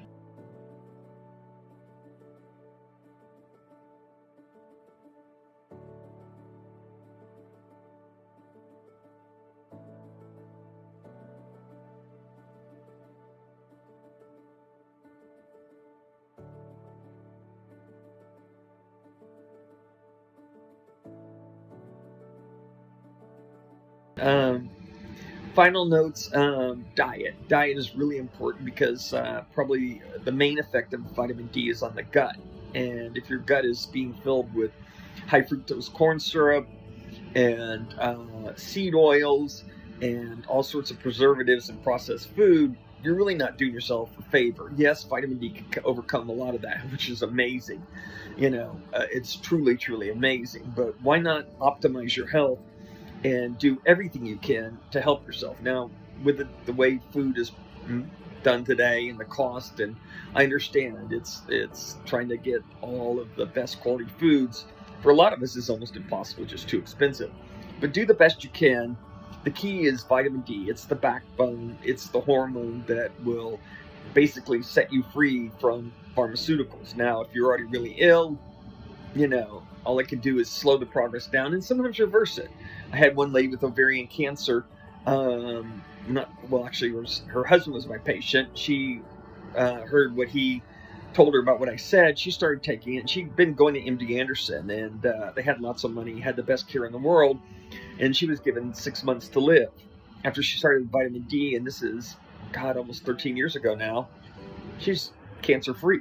My skin cancer went away. I mean, I could go on and on and on and on. The point is, this is a real deal. And that's what I love, because every time I get on Reddit, which is the Wild West, people are always trying to shoot me down, tell me I don't know what I'm talking about or anything. And I love it because it really challenges me, because I want to know the truth. And the truth is, vitamin D really is the real deal. And, I'm not here to sell you anything. Just hope that you do what it takes to improve your own health, because really part of being free is having your health. And if you don't have your health, you're not free. Thank you. God bless.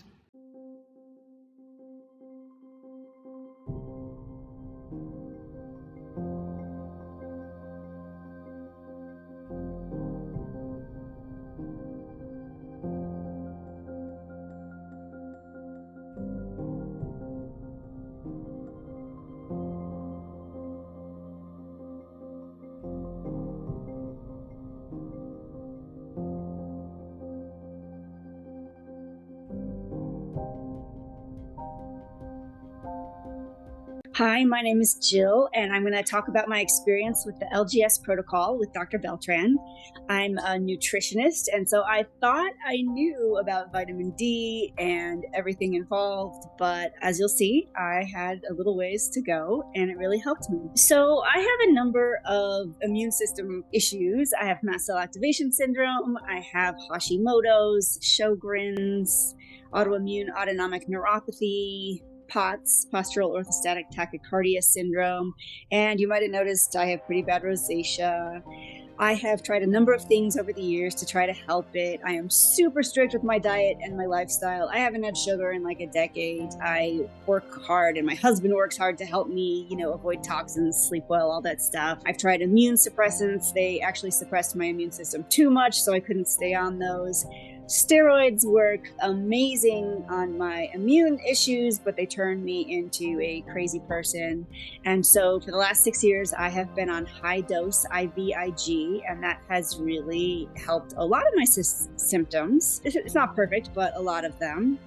And I knew that vitamin D was important, and I thought I was taking enough and getting enough because I was on 5,000 IU of D3 per day, plus getting a lot of sunshine. I actually moved from Alaska to California partially to be able to get more sunshine. I was aware of this beautiful graph put out by the grassroots health people that shows that almost every disease they measure gets better the higher your vitamin D gets. And so it wasn't like I was ignorant of this stuff. And so my situation kind of started in wildfire season. So I live in California, and my mast cell activation syndrome gets pretty bad when I smell wildfire. And so when wildfire season came, I went to the coast. I went to this beautiful place with fresh air, but something happened and something triggered my mast cells or my immune system. And I started having all kinds of new issues with foods that I had not previously reacted to. I was getting some scary throat swelling. And then one day, out of nowhere, that scary throat swelling went away, but I got this new butterfly rash. And it would kind of wax and wane. It actually got worse than this. I was embarrassed to take a picture when it was worse than this. It got like bubbly and ugly, and it would throb and sting and burn. And I'd wake up in the middle of the night feeling like there was an alien on my face. And it went on for kind of a while. And it obviously looked bad. I was grateful that my throat wasn't swelling anymore, but this was kind of getting out of control. And so I talked to Dr. Beltran, and he encouraged me to look at my genetics around vitamin D. And I had not heard of this before. I was not aware that you could be taking an amount of vitamin D that should be okay for most people, but that maybe my genetics just would not be able to convert that vitamin D into the usable form. So I really appreciate that he taught me about how vitamin D genetics can affect how your body processes histamine. You can see I had kind of circled the genetics where we found that I had a lot of risky SNPs. I also had some that were risky around just the processing of vitamin D. And so he helped me to get on a higher dose. Of course, also the diet is very important, but honestly, I was already doing probably 99% of the LGS diet because I was aware of leaky gut syndrome and I was already doing the Autoimmune protocol. I got a little more strict about avoiding some of the lectins. I had maybe gotten a little bit sloppy on the lectin part, but the other part I had already been doing. And so getting on that higher dose of vitamin D, I was really pleased because the first thing I noticed was that the rash started throbbing and burning and stinging and waking me up in the night. And over time, it gradually got quite a bit better. You can see here, it's not perfect. I still have kind of some scars and stuff, but it's a lot better than it was. And the other thing is that I stopped having weird food reactions. So that was great. I was able to start eating more foods than I could before. For some reason before, whenever I would eat carbohydrates, I would not feel good. And now I'm back to being able to eat like lentils and quinoa and rice. And so that's super nice. My joints are better. I can exercise more before my joints feel achy and creaky. A really nice thing is I no longer have an 8 p.m. anxiety hour. It used to be that no matter what I would do, I'd feel great, happy, relaxed during the day, and then come around 8 p.m., I would find something to be anxious about. And I knew it had to be a mast cell thing because it was also kind of coincide with my face turning red. And I would come to like almost just laugh and wonder, like, what is it going to be tonight? Like, I cannot think of anything I'm anxious about at 7 p.m., but at 8 p.m., all of a sudden there's like all these new things on my mind. So it's very nice that that went away. I'm in general less hyperadrenergic. I think that was part of the POTS, hyperadrenergic. And I also do really, really regular exercise and weightlifting, the same, routines every week. And so I'm able to notice that I got about 10% stronger. I was able to go up 10 pounds on almost everything I do for my weightlifting, and I can't attribute that to anything else. So that was a nice perk. Oh, I'm cross-country skiing longer. I worked really hard to be able to cross-country ski again, and each year I've gotten a little bit stronger and better, but this year, out of nowhere, I'm just going 25% longer without trying. My IVIG is down from 100 grams to 60 grams, and I'm hoping to take it further. And so I'd just like to thank Dr. Beltran and boy, for all of the other more extreme things that I've tried to get my immune system better, this one sure feels less extreme and safer. And so I'm really excited to be doing that. So that's my experience. I hope it helps. And thanks, Dr. Beltran. Okay, bye-bye.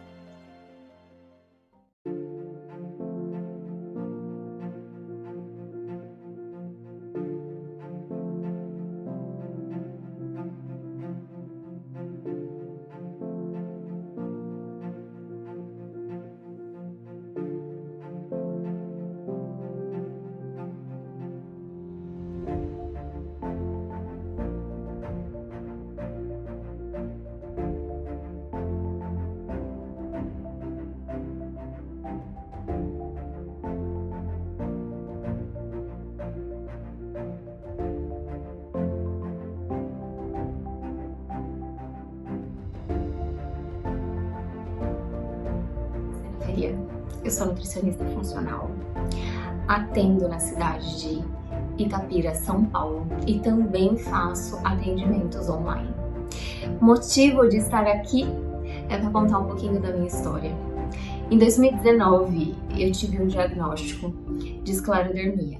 Eu era nutricionista com consultório desde 2013 e mesmo assim eu fui surpreendida e eu precisei entender mais sobre doença autoimune e recorri à medicina integrativa por conhecer a medicina alopata e entender todos os efeitos colaterais e imaginar tudo que eu passaria.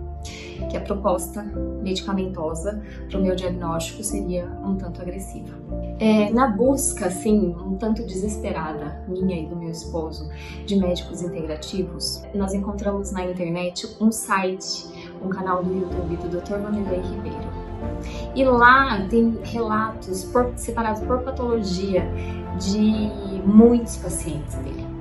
E aí eu encontrei algumas pessoas, fiz contato com essas pessoas que foram muito acolhedoras. Conversei com várias antes de marcar a consulta porque parecia mentira, assim, era surreal, porque como que um tratamento podia ser tão mágico e promover saúde tão rápido. Marquei a consulta com ele e comigo não foi diferente. Eu melhorei e conquistei a remissão em prazo, assim, de meses. Foi realmente incrível. Logo, ele deu um curso de altas doses de vitamina D para médicos e permitiu que eu participasse para entender do protocolo, entender como que seria o meu tratamento. E aí foi um início de estudos e em 2020 meu esposo, procurando na internet, em grupos de internet, conheceu o Dr. Eduardo, que se tornou nosso amigo. E de lá pra cá eu aprendo muito com o Dr. Eduardo. Ele me mostrou o protocolo LGS e eu aprimorei o meu tratamento, né? Ele me mostrou a importância do microbioma, da microbiota, da atenção necessária com as lectinas e outros alimentos inflamatórios, não só os que eu estava atenta. E eu consigo usar o conhecimento adquirido com os meus pacientes. Hoje eu me considero uma nova nutricionista. Depois do meu diagnóstico, eu fui estudar nutrição funcional. Eu fui entender muito mais sobre autoimunidade, sobre a importância da saúde intestinal e em trabalhar a desinflamação desse paciente para recuperar a saúde. Eu nunca tenho foco em doenças, e sim em saúde. E é isso. Eu quero deixar aqui meu agradecimento ao Dr. Cícero Galho Coimbra, pelo protocolo Coimbra, por todo o estudo, por ter feito esse protocolo que salva vidas. Agradecer ao Dr. Vanderlei, que foi meu primeiro médico. Agradecer ao Dr. Eduardo por ter aprimorado o protocolo e criado o protocolo LGS. Só agradecimentos.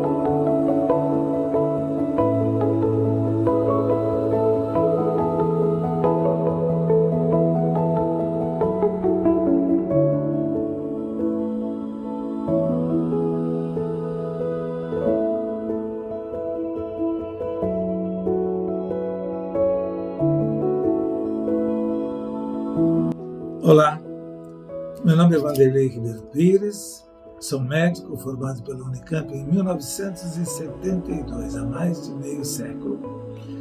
Estou aqui com minha esposa Luciana, doutora Luciana. Nós somos casados há mais de 38 anos e nós vamos relatar como foi que nós nos envolvemos com o protocolo da vitamina D no tratamento das doenças autoimunes. Após me formar, fiz residência em clínica médica, fiz pós-graduação, fui contratado como professor da Universidade Estadual de Campinas, onde lecionei durante mais de 20 anos, coordenei a disciplina de medicina interna e semiologia em 2 gestões, até 2006, quando aconteceu alguma coisa que mudou completamente, fez uma guinada de 180 graus em nossas vidas. A Luciana vai contar o que aconteceu. Em 2006, no final do ano, eu acordei sem a visão do olho direito e isso já era um surto de esclerose múltipla. Eu fiz vários exames, procurei oftalmologistas, fiz exames de ressonância magnética, passei por vários neurologistas e realmente foi fechado o diagnóstico. E foi um impacto muito grande na minha vida profissional de dentista.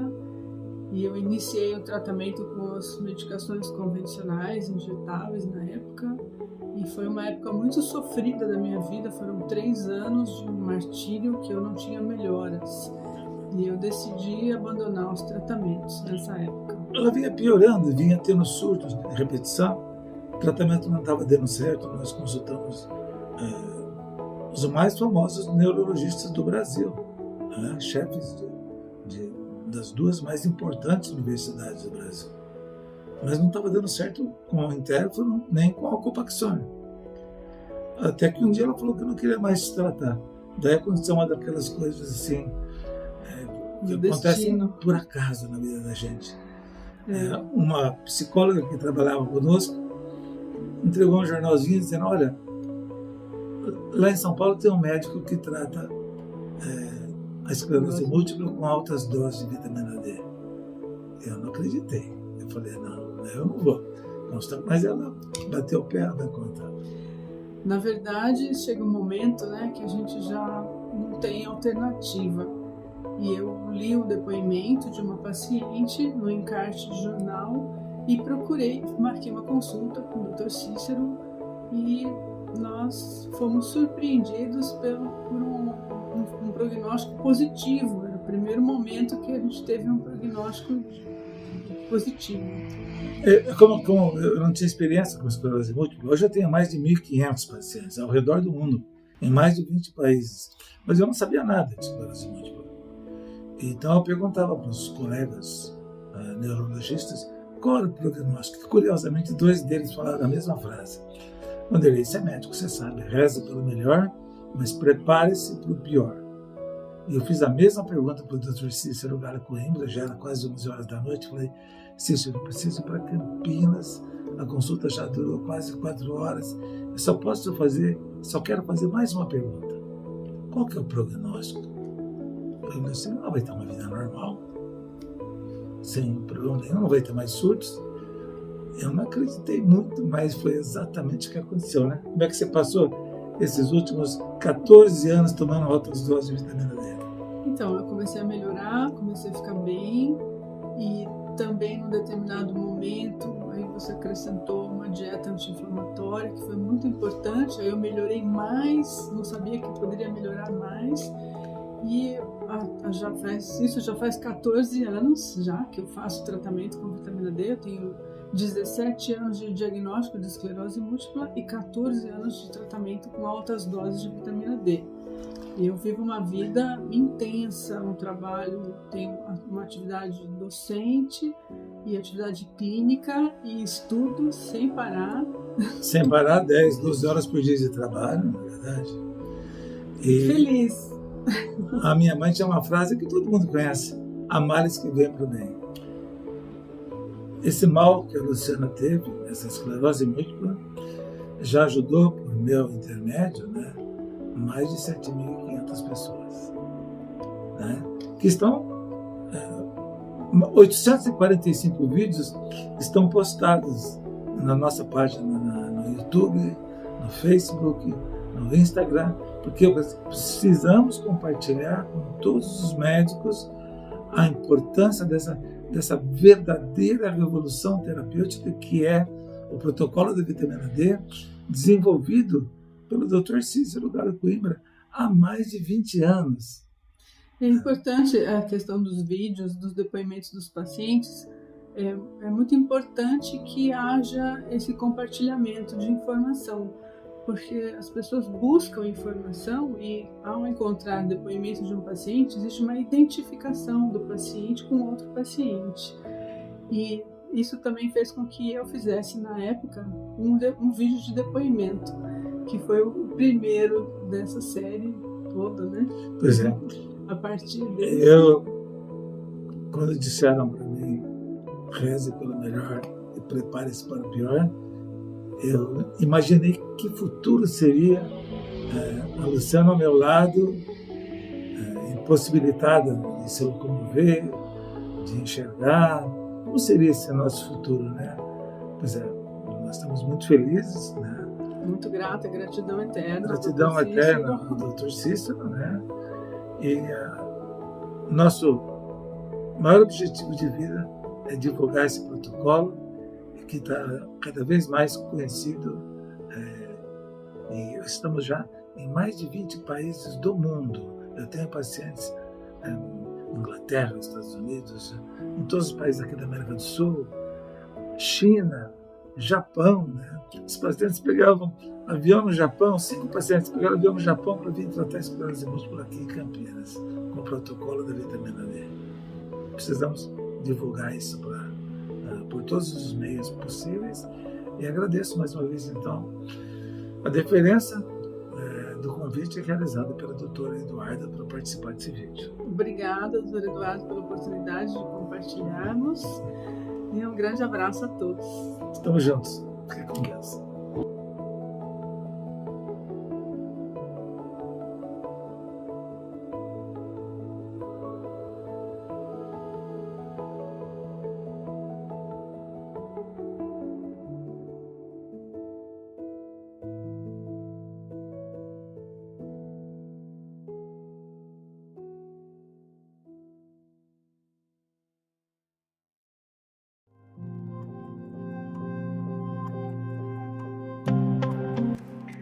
Olá, com muita satisfação que eu venho dar esse depoimento. Eu sou paciente do Dr. Eduardo Beltran há aproximadamente 5 anos. Foi implantado o protocolo LGS, né, para doenças autoimunes, e eu tenho tido uma vida normal, com trabalho e muito sucesso. Aproximadamente há 5 anos atrás eu não tinha expectativa nenhuma de sarar. Foi quando apareceu essa oportunidade de utilizar o protocolo do Dr. Eduardo, e foi um tempo de dieta, né? Esse período me fez emagrecer aproximadamente 20 quilos, do começo do protocolo até agora.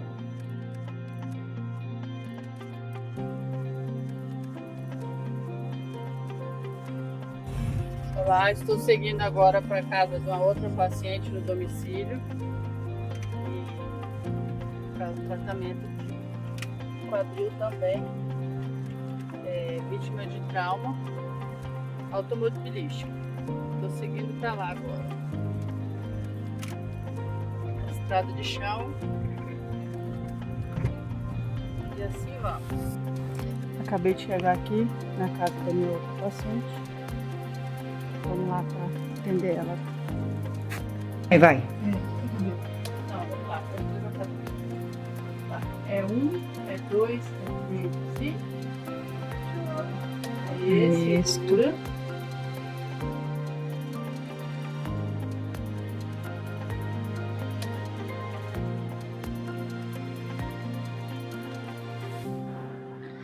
Eu não sei o que teria sido da minha vida se não tivesse conseguido e praticado, né, as diretrizes desse protocolo do Dr. Eduardo, né, LGS, e que realmente mudou minha vida, mudou a minha história me fez sair de casa, de ficar afastada das pessoas e voltar a uma vida normal.